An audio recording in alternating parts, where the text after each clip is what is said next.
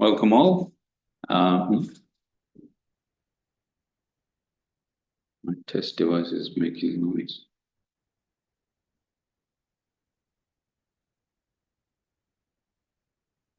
Once again, welcome all. My name is Vara and this is Philip. Hello. We're going to be your hosts today. We've got Nicole in the room. Just to show you some European solidarity, Mario. We got European. Maybe she's Aussie now, I don't know. So Shri Mataji gave this speech in New York in the Carl Jung Institute, I think it's called. And we've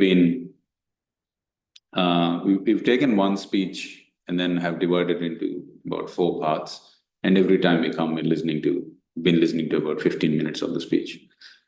Shri Mataji covered about the subtle system, as you see in the chart. And she gave different perspectives about what the centers mean, what the channels mean, and why one should get their self-realization. And today is you could say, the climax of that speech. And then there's usually, in those days, which is, I think, in the 1980s, the people used to ask questions. It's interesting, the questions started getting a bit more sensible as the years passed. So we took one question as part of this speech. So you'll hear that. But before that, I'd like to ask Philip to give a bit of a preface to that part of the speech that Shri Mataji is talking about. Which is the candle, enlightened, or there? Yeah, whatever you thought of. Well, Shri Mataji spoke to many people over the many years that she travelled the world, and she was very appreciative of Carl Jung because his research into the spiritual areas, and he was an enlightened soul himself. And what the beautiful thing that Shri Mataji did through Sahaja Yoga was to bring about what he talked about and what a lot of people have talked about for a long, long time. All the realized souls and saints incarnations have come and tried to show people the spiritual side of us. And I always relate my own personal experience of hearing all the language that people have said over a period of time about what we should have and self-realization, second birth and all that. And when I was told about Sahaja Yoga, I scoffed at it, and I sort of walked away, but came back later. And then when I said, okay, I'll give it a go.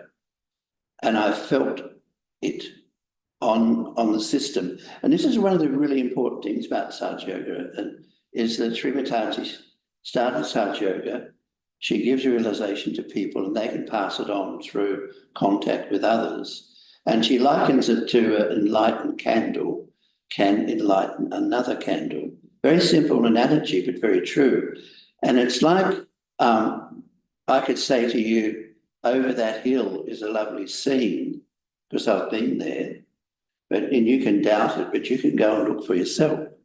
And this is the beautiful thing about Sahaja Yoga, is we present so-called theory of it, and then people can feel it for themselves.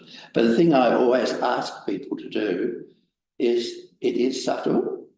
If you feel something subtle from it, even a quietness, a peaceful thing within you, and it varies depending on our subtle system, is to take it up, let it develop, remembering that it's a growing process, that it develops within us, it's within us. The subtle system here is within us. And there's another aspect we've got to have.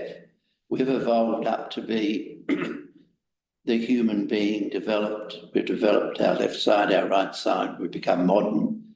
But what about that heaven? What about that Garden of Eden? What about that yoga? What about that self-realization, the moksha, which we've been explained all along the way? We've reached for many things in our existence as human beings, but have we really found a satisfaction? And Shri Mataji describes that as becoming the spirit. When the Kundalini awakens this system, in our heart, there's a quality. And as you find you meditate and you become more in the centre and balance, that quality actually shows itself. It's part of the growth of this. It's a bit like the seed becoming the plant and the flower. We're talking about a process. And this thing that I ask people is, if you're here for the first time, if you come to a program, give it time to evolve, be patient, but meditate and let it evolve. That's how it does. And as Shri Mataji explains to this audience various things about, she came to do this job, and people ask her, why not? Why you? And she says, why not? And I liken to the fact that she's qualified in this area, but to be a practicing doctor, you have to be qualified. To be an architect, you've got to be qualified. You've got to know your field. Shri Mataji does know this field. That's why she came, in the sense of knowing this and showing to people. No strings attached, no money involved, which spirituality should not have money involved. And it's open to every human, because everyone's got this system within them to show them the greater self. And that's a beautiful part of us, and it's in her heart. And that's what she's been doing. That's what Sahaja Yoga does. No, Philip, I was thinking you use these words, use the word balance, you use the word subtlety.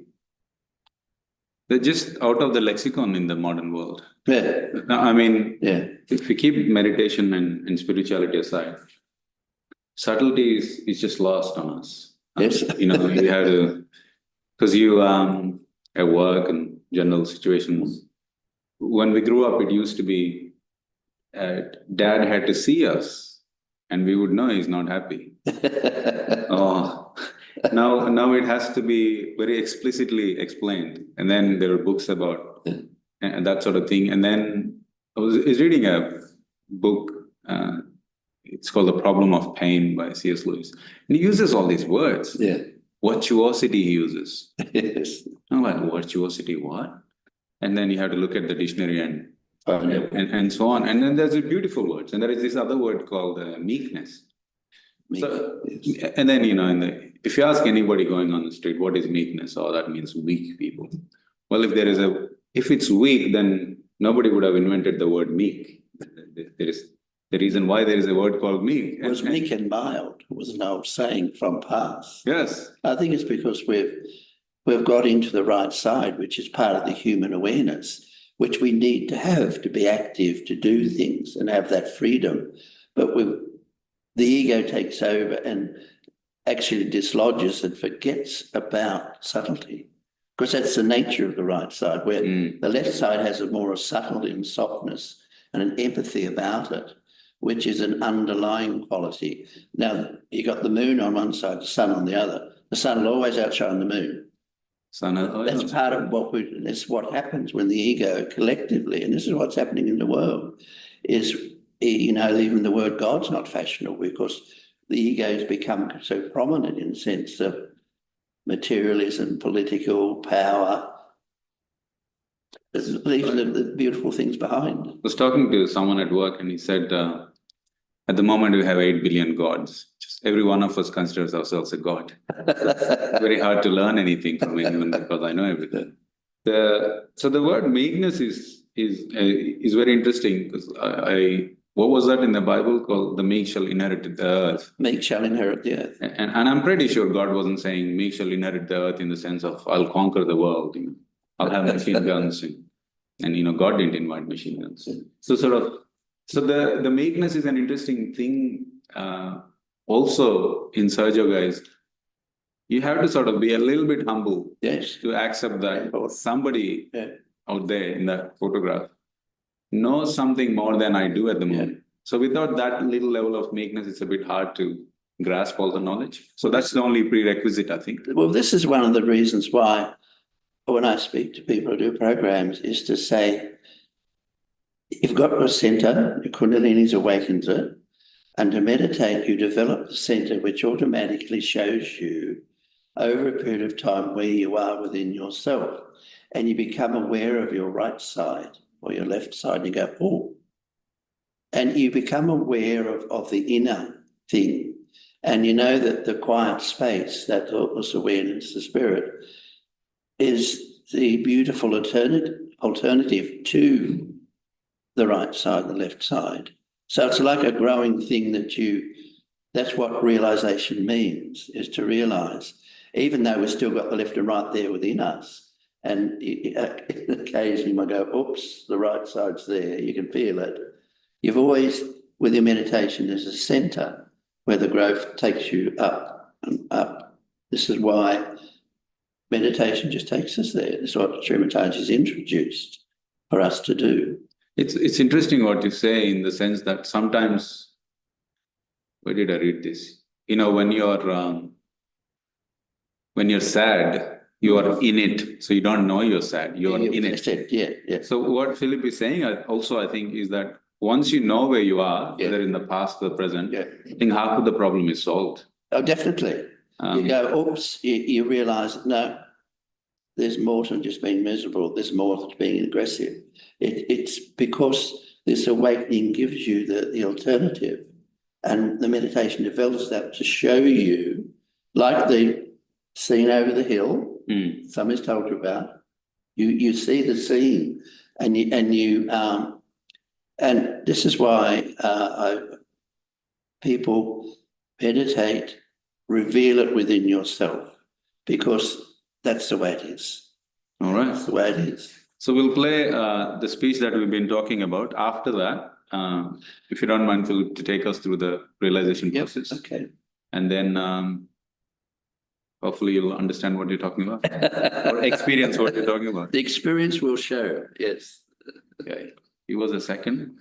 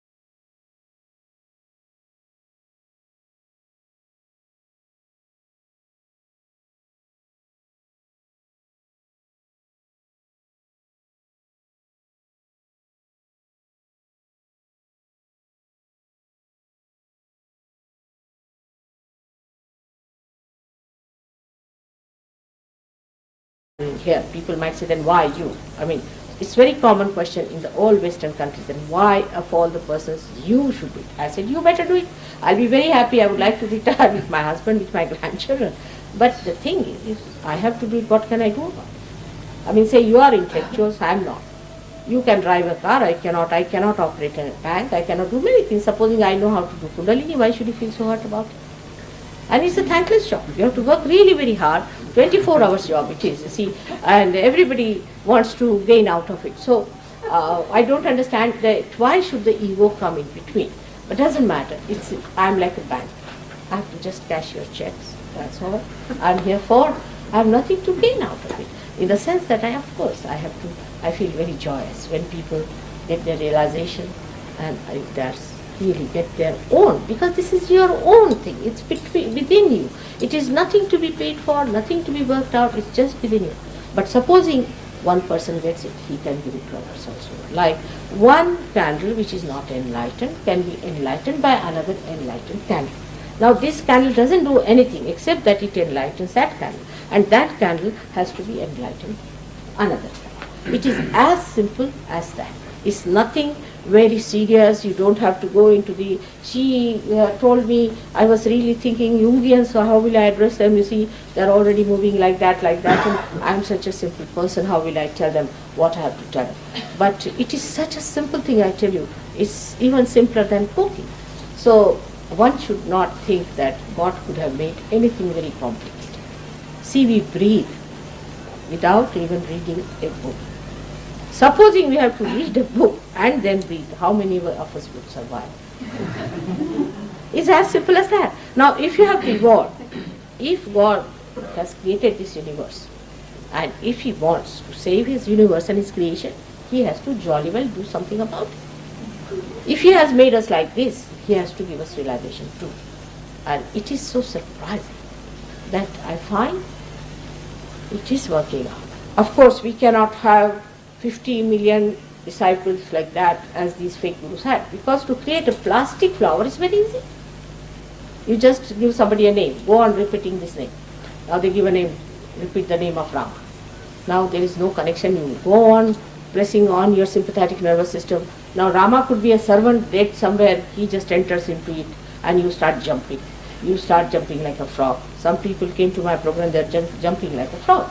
So I said, why are you jumping like a frog? They said, our Guru said, if the Kundalini rises, then you jump like a frog. I said, now are you going to become a frog or an earthworm? Use your brains.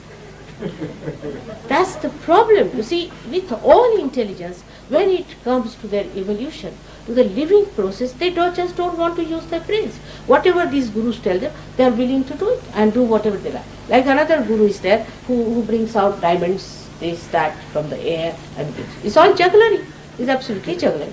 Now what I'm saying, what is the interest of God in diamonds? What is His interest? Why will He give you diamonds? You see, diamonds you can always go and buy from somewhere. But people don't think, He is very popular. He is very popular with affluent people. Why should they ask for diamonds? I can understand Indians, but He's not bothered about Indians so much.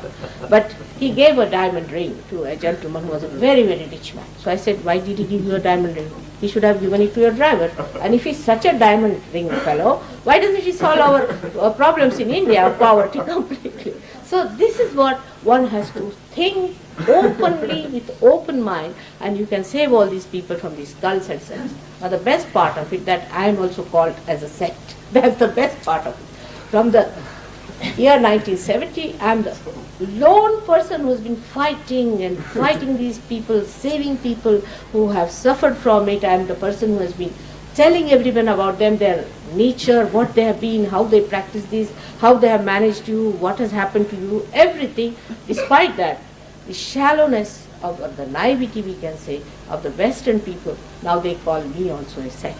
Now this is the limit.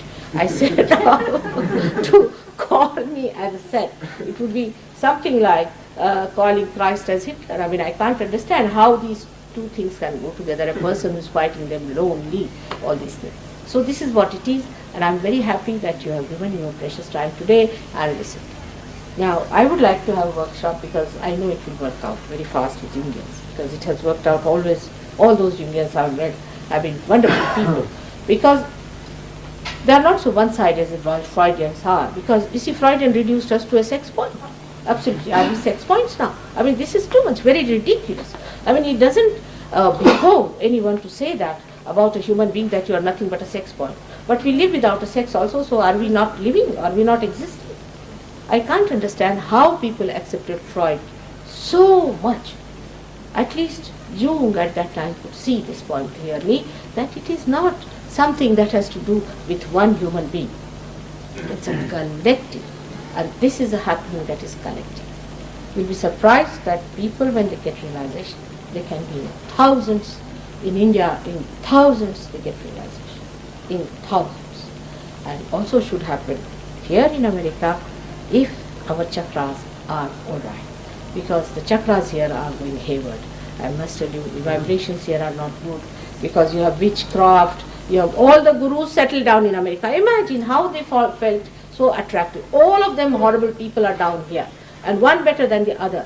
And I don't know how they have been able to manage your intelligence. What has happened to your brains? I can't understand how they have dominated you so much that one fellow, just he wants you to learn flying. Why not ask him to fly himself? Put him on that Pisa, what you call that leaning tower of Pisa, and let him fall down, and let's see if he can fly. What I'm saying, why not use your brains for these people? That's what it is. That's how you are going to fight them out. But what happens when they suffer? Like this Muktananda somebody asked me, why is he a dangerous man? Somebody asked me a question, this one of the questions is there. Now, before I came here, there was a lady sitting who has been to Muktananda. He is not only dangerous, but he's sinister, absolutely sinister. And do you know, his children, so-called, they are his own children, two of them, and are now fighting for the diamonds that he has created out of the stupid people here. And the diamonds are worth 6,000, I don't understand the money part, 6,000, kitna? 6,000 kitna? Something like that. You see, I don't understand million, billion, something like that. She is made out of you people here, all these diamonds. What is the interest of a divine person in diamonds? What can you give? This is what one should understand. That you cannot understand that you can get your knowledge without paying. You must accept. It's the ego of money. It's the ego of money. Cut it out. You have to humble down yourself. If you humble down, then it's yours. It's there. It's just in your heart. There's a saying that whenever I want to see my God, I have to just bend my head towards my heart. That's all. That's what. It's so simple. It's very simple. You have to humble down. That money cannot purchase God. Because all religions are based on that. Everybody, Mr. Pope is having a big, what you call that, hat, donkey hat on the head with all the diamonds in it. And while Christ, what a crown he had. What a crown he had. Think of it.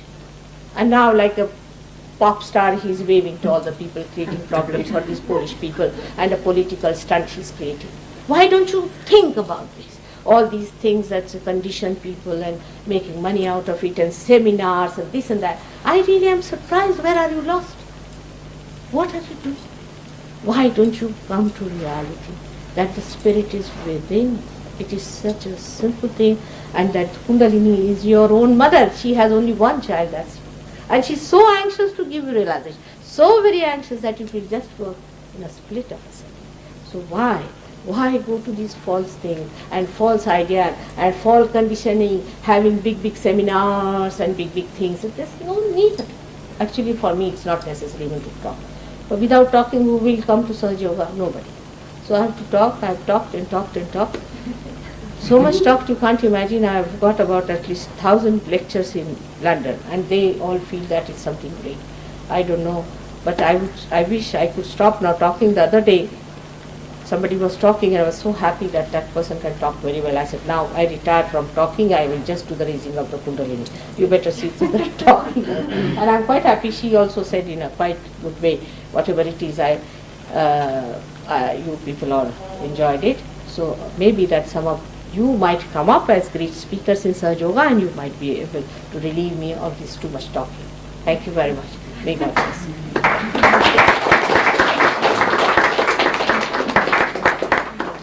Now, if you have any questions, I would like to answer them. But it should not be. You need not be aggressive with me. There's no need to be aggressive. There's no political stunt going on. It's just, I want you to get your realization is a simple offer. So for that, you need not hit me with a Bible, all right? Thank you.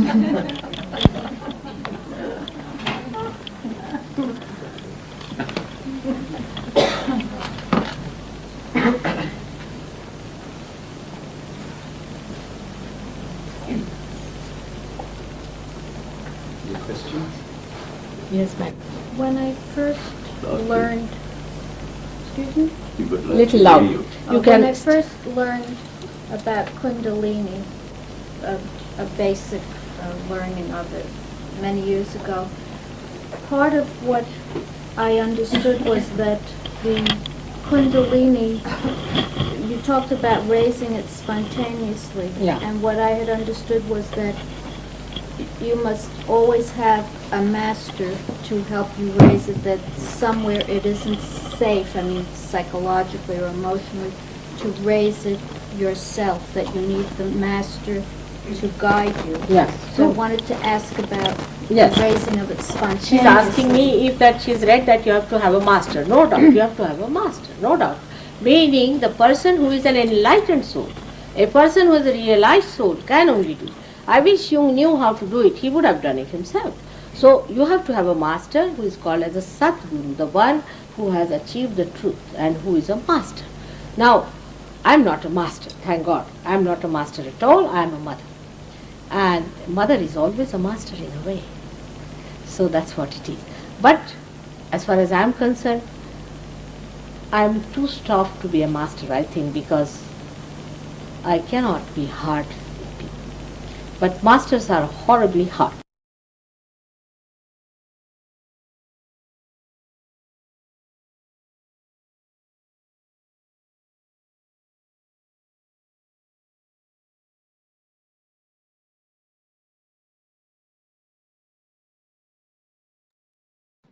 Welcome back.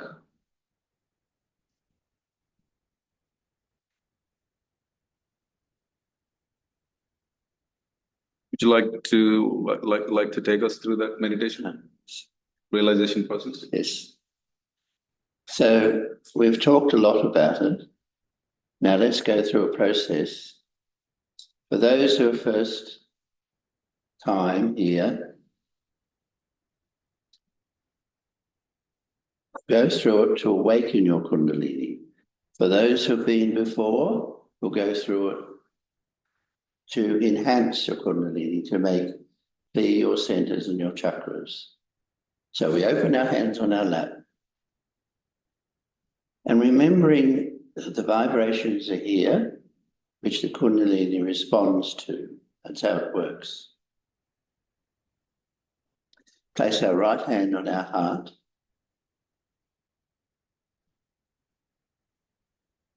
And here we can ask a question about ourselves. Am I the spirit?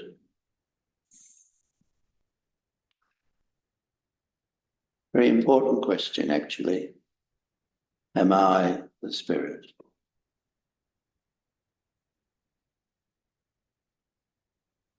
Now take that right hand down to the left-hand side of the navel. This area, on a subtle level, is to do with our own mastery. And one of the things that Shri Mataji has stressed is that we should become our own teacher by understanding our subtle system. So we ask the question, am I my own master? Am I my own teacher? Am I my own guru?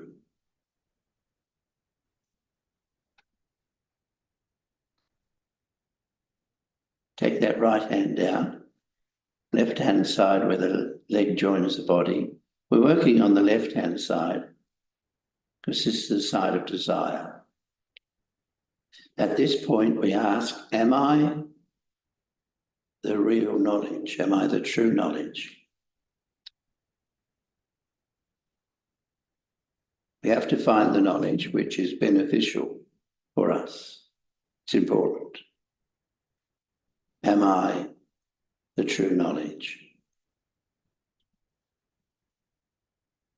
And just to help the awakening, we can reassure that we are the true knowledge by affirming that. Yes, I am the true knowledge. There is the capability within me to be that. Take the right hand again up to the left-hand side of the navel. And here we can reassure ourselves that I am my own teacher. We have that ability to know the subtle system and how to look after ourselves. I am my own teacher.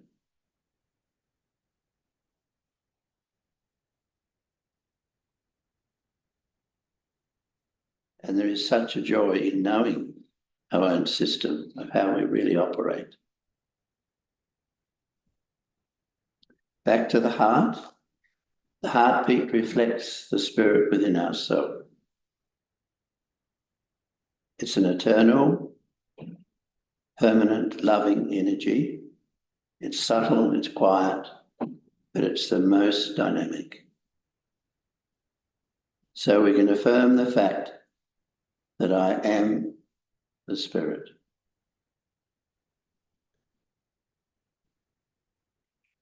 I'm not the past, I'm not the future, I am the spirit.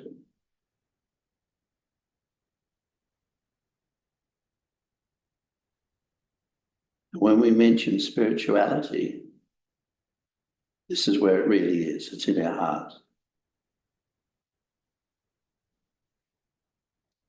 Take that right hand up to where the left shoulder joins the neck. This subtle centre here has got to do with our relationship with each other, how we evolved up to being collective. And one of the things that goes against us is we feel guilty. We may feel we've done something wrong. Guilt can sit on our shoulders and not be beneficial. So here, I am not guilty.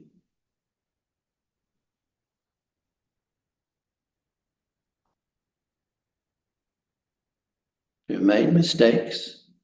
I forgive myself. I am not guilty.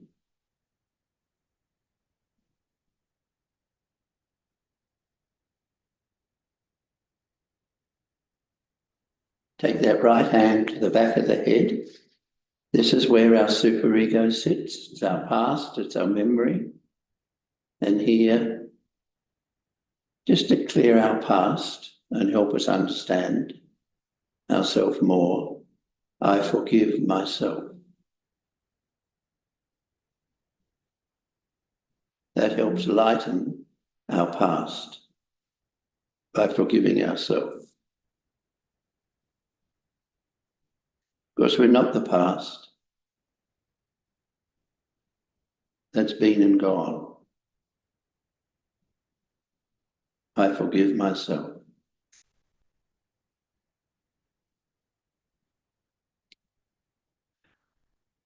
Take the right hand across our forehead. The front of our skull sits our ego, which is part of the human character. It's there to give us activity and freedom, but it can be destructive. So, by forgiving others, we actually lighten the load on ourselves. So here we can say, I forgive everyone.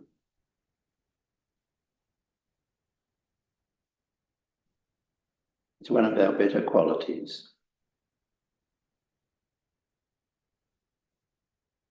I forgive everyone.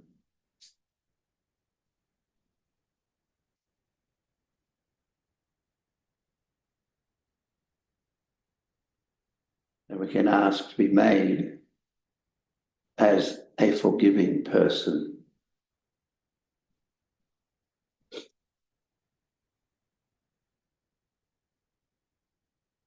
Take that right hand and place the palm on the top. This is our crown. This is known as the Sahasrara.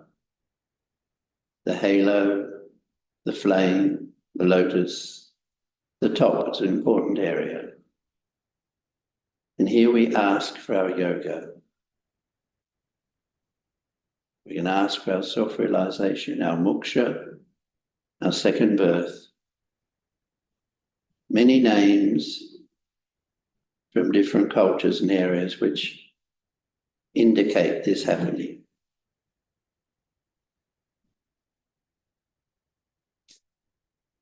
Please open my Sahasrara. And if you're practicing Sahaja Yoga, you can ask to develop my self-realization, because it's an ongoing thing. Please give me my yoga.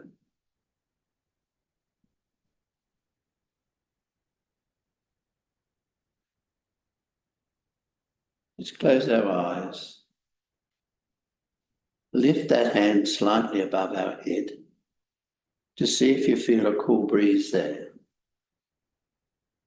The quality of the Kundalini, the mothering energy, the Shakti, the Holy Ghost, whichever you like to call it, is that she's cool and she's a breath.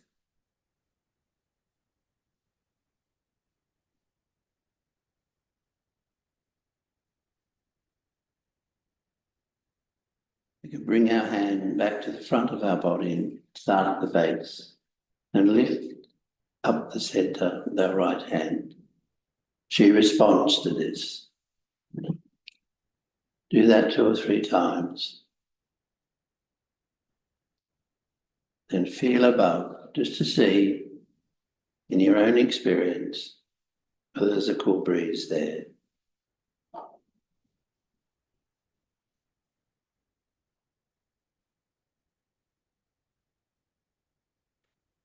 You can try with your left hand as well. You may feel that you're feeling quiet inside. Because when she breaks through the top, she's completed her journey on our subtle system, opening this centre here in our head, giving us the present, the moment. We can feel silent.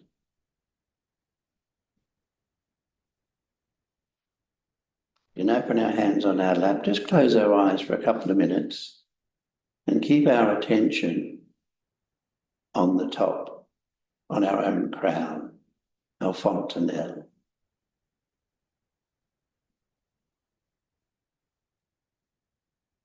It's interesting, it's a very old Latin name for the top of the head, which means small fountain. That's where the Kundalini comes through, as a fountain.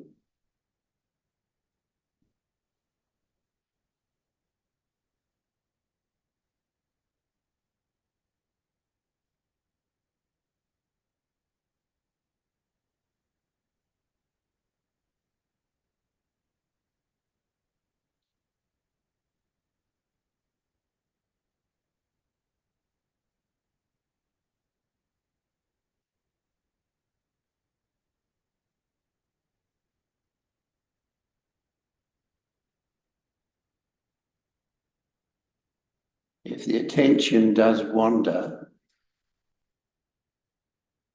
you just say to yourself, I forgive.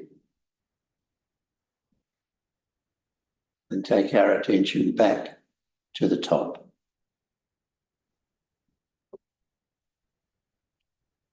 I forgive.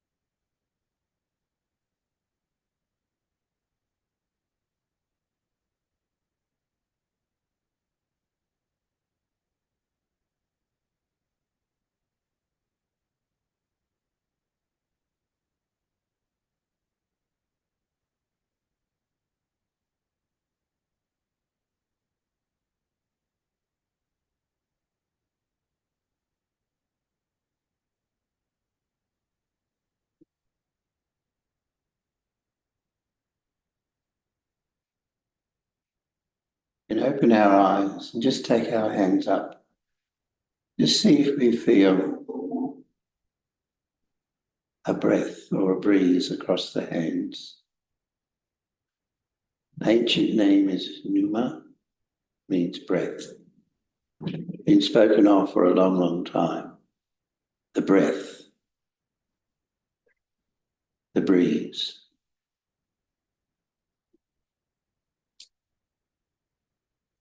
When a Kundalini breaks through here, it breaks from the centre of the palm, because that's the area, as indicated on this chart. It's our Sahasrara is represented here, and it flows. Your hands will speak.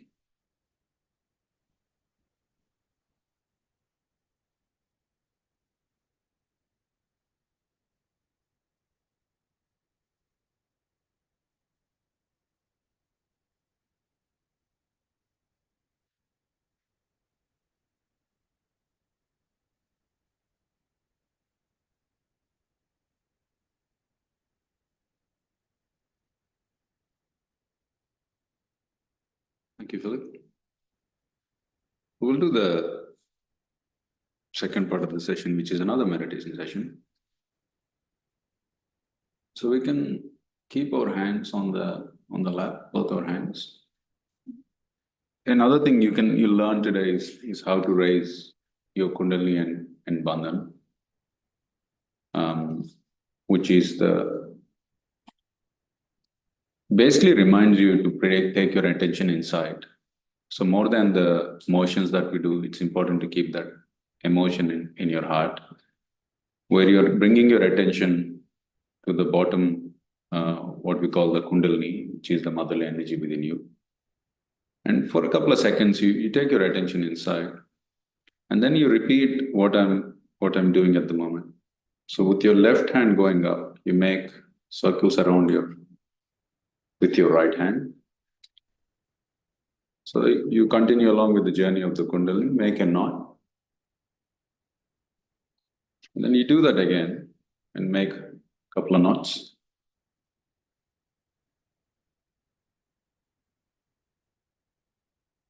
And one more time you do that with 3 knots on the top.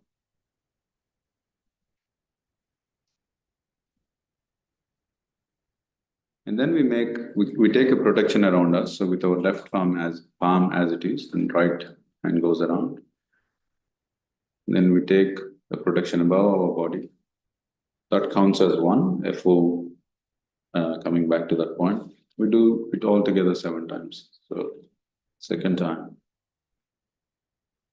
third time, fourth time, fifth, sixth, 7. So I'll run a quick repeat of what the subtle system is, and then we'll do the session again, meditation, the second part of the program.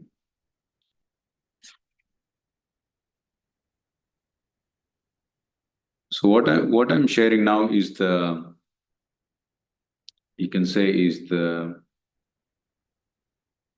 key.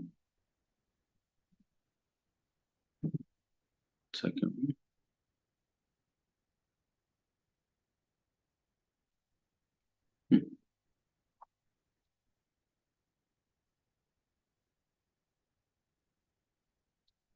Give me a second. The tech gods aren't happy for some reason.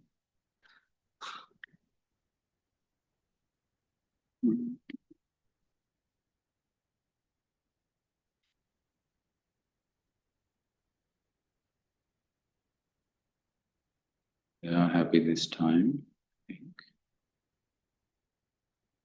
Yeah. Let me just check. Yeah, that's fine. So in this chart, you're seeing on the left side the subtle system, on the right side the indication of those energy centers on your hand. So you'll see 1 to 7, and you'll see this the center of the palm. You'll see number 7 represented. So that's where the crown chakra is represented. So when we meditate, what is happening is the Kundalini, with the process that Philip explained and the re-establishment of that, the Kundalini goes on the bottom of the spine, from what we call the sacrum bone, to the top energy center. So when that is happening, each energy centers might have a blockage. A blockage in very simple terms is you go to work, you cross with someone, clearly you're not loving them with your full heart. I mean, you're barely trying not to smack them. So that at that point, it's kind of very hard to expect on our heart to be loving and compassionate. So when such kind of situation happens, it can happen anyway. You might be crossed with somebody just crossed you on the road, and might be mad about that for the rest of the day. These things happen. When those things happen, these energy centers get affected. As we say, they get blocked. Now, very simply, when you meditate, this Kundalini energy, which is like a lot of strands, goes up, strengthens that energy center. Let's say we're focusing on the heart center, which is number 4, strengthens that energy center periodically as you meditate. So at some point, it becomes so strong that the things that normally affect you, they stop affecting you. Perhaps not like that, but it'll take 10 people to cross you and be rude on a Canberra road before you really get cross. Whereas before it used to be just once. Or at work, 10 bad meetings might make you feel really annoyed rather than one bad. So it's basically, when we say you're your own master, that's what we're talking about, you're your own judge. So what we'll do is, we'll put a bit of attention on the heart today. Just 2 more things. There is energy channels, which is the center channel, is the channel of present, and the left energy channel is the channel of past, which is blue in color in that diagram, and right energy channel is yellow in color, and it's the channel of future. So what we'll do is, the little moments, we'll try and clear our energy channels. So for that, you just have to put your hands on the lap, take a nice deep breath, bring your attention inside. The stuff that happens outside is really out of control. We really don't have control about it. However, we do fall into that sense of control, and then we keep putting our attention outside. For another 10 minutes, let's take our attention inside.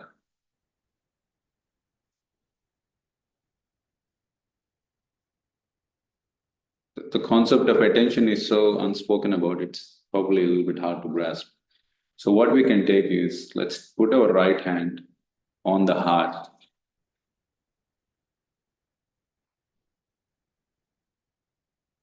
Our spirit resides in our heart.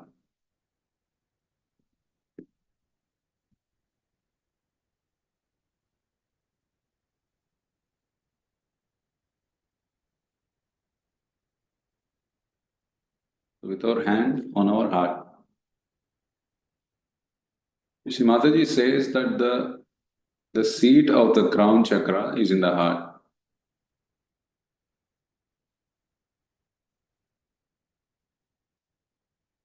So in the modern world, we are so focused on the matter, in acquiring the matter, our possessions. So when we don't have what we want, we feel sad. That means we go into the left side. And if we have a lot of these things that our neighbor doesn't have, we go into the right channel, which is the channel of ego. And also, when somebody has something and they fall into the ego, there'll be another neighbor who has more than this person, and then they'll fall into the sadness. So we keep jumping into this left and right, sad and egoistic. So for us to bring our attention into the center, we have to simply focus on the spirit. And for that we can say, Mother, please make my identity aligned with my spirit and not with my possessions. Mother, I am the pure spirit.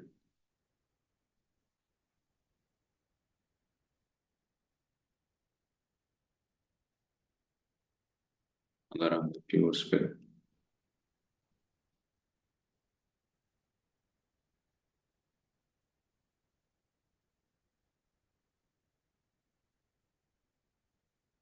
For a moment, observe how you're feeling on your left arm.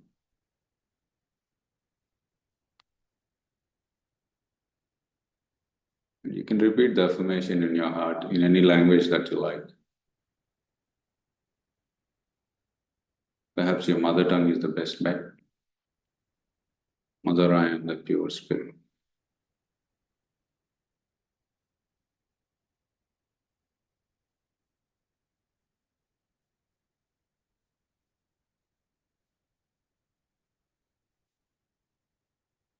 Mother, I am the pure spirit. Let's drop our right hand towards the ground. Just drop it. And with your attention in heart, you say, Mother, please clear my left channel from all blockages.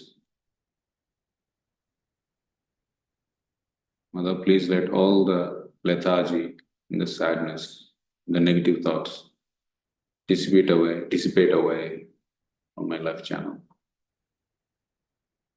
through Mother Earth.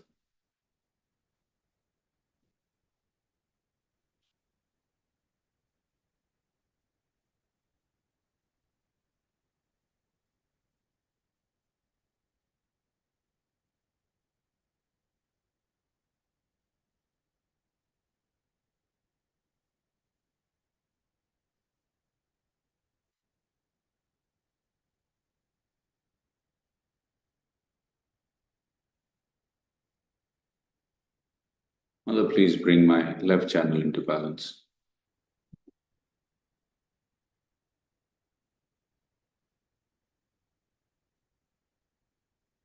Your right hand on the lap. You can lift your left hand towards the sky with your fingertips pointing to the ceiling.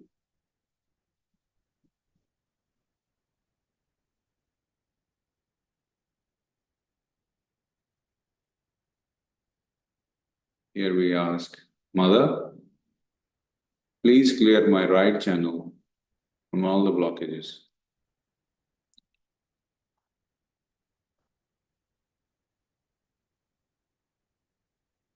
Mother, please bring my attention back into the present from the future.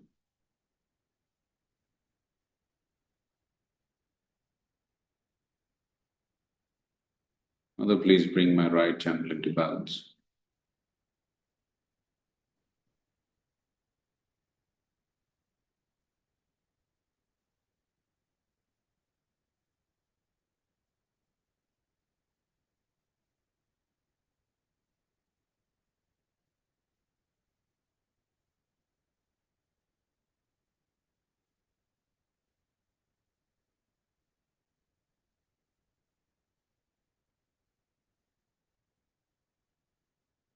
Let's bring our left hand to the lap.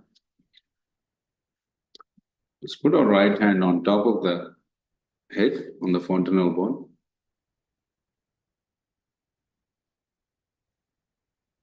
Once again, let's bring our attention inside.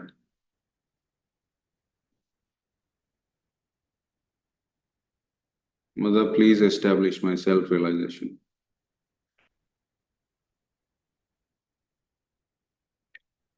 When your attention is settled, you can bring your hand back to the lap and keep your eyes closed.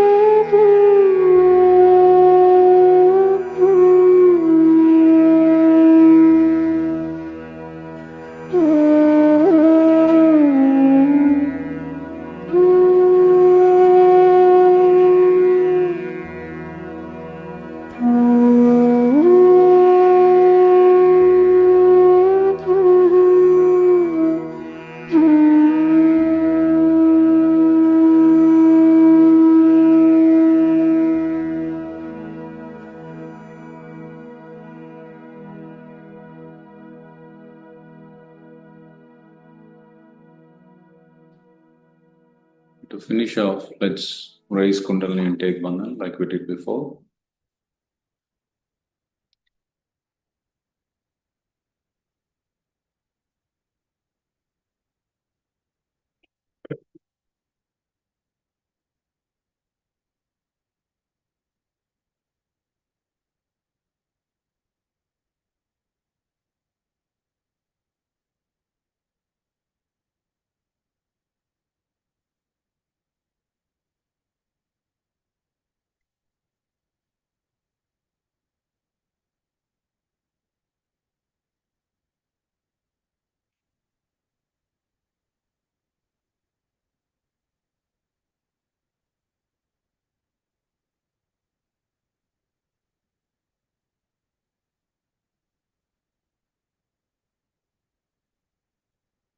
If you did that more than 7 times, there are no minus points. That's all right. Unless anyone has questions, that brings us to the end of the session today. So please meditate at home and Yes. see you next time. We'll wait for a minute if there are any questions in the chat.